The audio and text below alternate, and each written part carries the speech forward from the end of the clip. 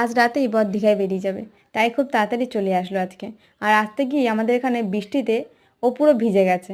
আর মাকে আমি এখানে একটু আম কেটে দিলাম। তারপর বর স্নান করে এসছে, ওকে একটু খাওয়া দিলাম। ও খেয়ে দিয়ে রেস্ট করলো, কিছুক্ষণ পরে ও বেরিয়েও গেল। আর বেরোনোর পরে আমার আর ভালো লাগছিলো না ভিডিওটা কন্টিনিউ করতে, সেজন্য আমি আর করিনি। তাই পরের দিন সকালে উঠে আমি একটু মেন যে কাজটা থাকে আমার, প্রত্যেকটা কাজ সারার পরে আমার মেন কাজ থাকে এখানে ওষুধ খাওয়া। তাই আমি ওষুধটা খেয়ে নিলাম। খাওয়ার পরে দুপুরে কিছু ভালো লাগছিল না, যেহেতু বর বাড়িতে নেই, বাড়িতে আমি একা।